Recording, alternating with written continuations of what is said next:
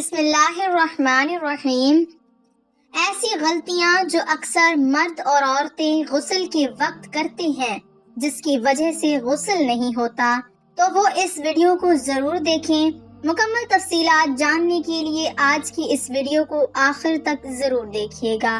انشاءاللہ آپ کو ہماری آج کی یہ معلوماتی ویڈیو ضرور پسند آئے گی۔ چند غلطیوں کی وجہ سے غسل نہیں ہوتا۔ اگر آپ یہ غسل میں غلطیاں کرتے ہیں تو آپ پاک نہیں ہوں گے، آپ ناپاک تھے، ناپاک ہی رہیں گے، آپ کو طہارت حاصل نہیں ہوگی۔ یاد رکھیے گا، طہارت نماز کی کنجی ہے۔ اگر آپ کی طہارت کامل نہیں ہے تو آپ کی نماز بھی کامل نہیں ہوگی۔ عبادات کے کامل ہونے کے لیے طہارت کا کامل ہونا یہ ضروری ہے۔ طہارت کے بہت ہی اہم مسائل ہیں۔ غسل کرنے کا سنتی طریقہ یہ ہے کہ سب سے پہلے آپ اپنے دونوں ہاتھ دھوئیں، اس کے بعد جہاں پر بھی جسم پہ نجاست لگی ہے اس نجاست کو دور کر لیں، شرمگاہ کے ارد گرد یعنی استنجا کر لیں، اور پورے جسم پر جہاں جہاں نجاست لگی ہے اس نجاست کو دور کر لیں۔ اس کے بعد پھر نماز سے پہلے جس طرح وضو کیا جاتا ہے اس طرح وضو کریں، یعنی مکمل جس طرح نماز سے پہلے ہم وضو کرتے ہیں اسی طرح مکمل وضو کر لیں۔ اس کے بعد پہلے 3 مرتبہ دائیں کندھے پر پانی بہائیں، پھر 3 مرتبہ بائیں کندھے پر، پھر 3 مرتبہ پورے سر پر اور پورے بدن پر پانی بہا لیں۔ جسم کا کوئی بھی حصہ بال برابر خشک نہ رہ جائے، یہ غسل کرنے کا سنتی طریقہ ہے۔ غلطیاں جو کی جاتی ہیں اس میں وہ یہ ہیں کہ اگر آپ بیٹھ کر غسل کر رہے ہیں تو اس میں آپ کی ٹانگیں فولڈ ہوتی ہیں، جو بیک سائیڈ کا حصہ ہے وہاں پر پانی پہنچنا مشکل ہوتا ہے، کیونکہ ٹانگیں فولڈ ہوتی ہیں تو وہاں پر پانی نہیں پہنچ پاتا۔ اگر آپ بیٹھ کر غسل کر رہے ہیں تو اس چیز کا آپ نے زیادہ خیال رکھنا ہے کہ وہاں پر گھٹنے کی جو بیک سائیڈ ہے وہاں پر پانی ضرور بہانا ہے۔ اگر وہاں پر جسم کا وہ حصہ خشک رہ گیا تو آپ کا غسل نہیں ہوگا۔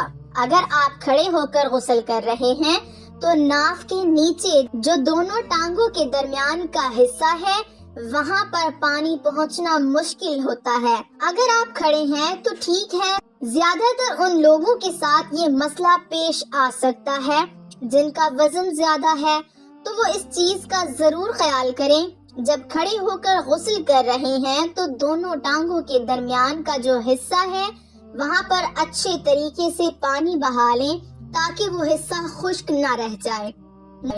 ناف میں بھی پانی پہنچانا یہ ضروری ہے، یعنی ناف میں انگلی ڈالیں اور پانی بہا لیں تاکہ ناف کے اندر کا جو حصہ ہے وہ خشک نہ رہ جائے۔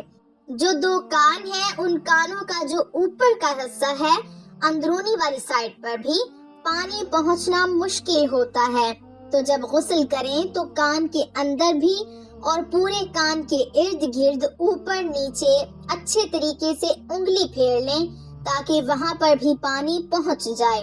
اور اسی طرح بغلوں کا بھی یہی عمل ہے، جب بغلوں میں پانی بہائیں تو وہاں پر ہاتھ اچھے طریقے سے مل لیں تاکہ بغلوں کا بھی کوئی حصہ خشک نہ رہ جائے۔ تو اس طرح کے جتنے بھی اعضاء ہیں جہاں پر پانی پہنچنا مشکل ہے وہاں پر اچھے طریقے سے اس چیز کا خیال کرتے ہوئے پانی بہانا ہے تاکہ جسم کا کوئی بھی حصہ بال برابر بھی خشک نہ رہ جائے۔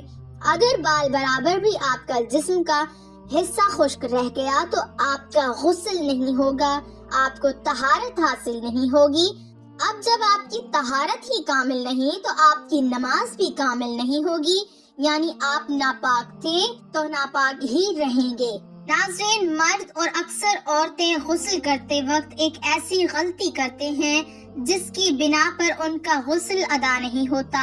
جب غسل نہیں ہوگا، اگر آپ ناپاکی کا غسل کر رہے ہیں تو آپ کی نماز نہیں ہوگی۔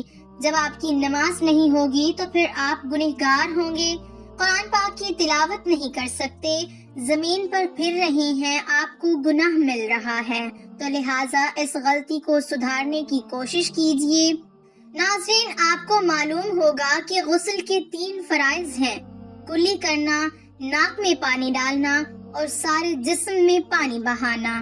اگر سارے جسم میں بال برابر بھی جگہ سوکھی رہ گئی، آپ کا غسل ادا نہیں ہوگا۔ آپ نے دیکھا ہوگا بہت ساری خواتین اور بہت سارے مرد، ان کے ناخن بہت بڑے بڑے ہوتے ہیں۔ بعض دفعہ عورتیں ناخنوں کے اوپر ناخن پالش لگاتی ہوں گی۔ جس مرد کے ناخن بڑے ہیں، اب ان ناخنوں کے اندر میل جمع ہوتا ہے۔ جب ان میں میل جمع ہوتا ہے تو جب پانی تو وہاں تک نہیں پہنچے گا۔ اگر ناخن نہ کاٹے جائیں تو سخت گناہ ملتا ہے۔ تو ناخن اگر بڑے ہوں اور ان کے اندر پانی نہیں پہنچے گا تو پھر غسل کیسے ہوگا؟ یا پھر آپ نے ناخن پالش لگا رکھی ہے تو اس کے نیچے پانی کیسے جائے گا؟ جب پانی نہیں جائے گا، آپ کا وضو نہیں ہوگا، نماز نہیں ہوگی۔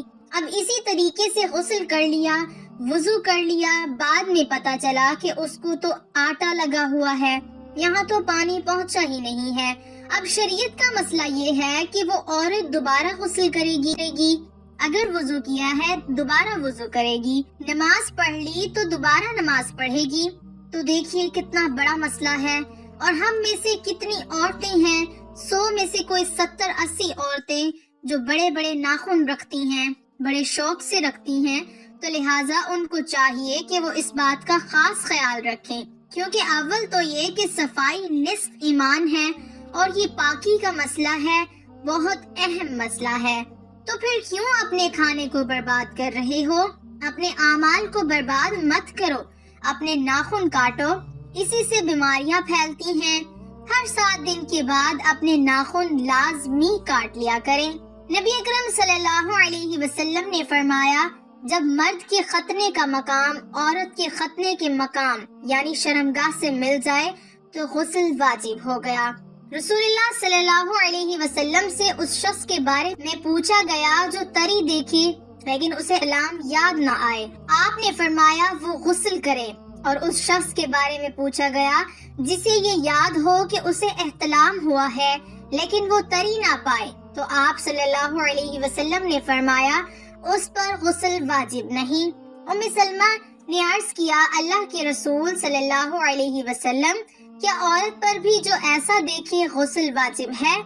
آپ صلی اللہ علیہ وسلم نے فرمایا، عورتیں بھی شرعی احکام میں مردوں ہی کی طرح ہیں۔ ایک شخص بولا، مجھے مزی کی وجہ سے پریشانی اور تکلیف سے دوچار ہونا پڑتا تھا، میں اس کی وجہ سے کثرت سے غسل کیا کرتا تھا۔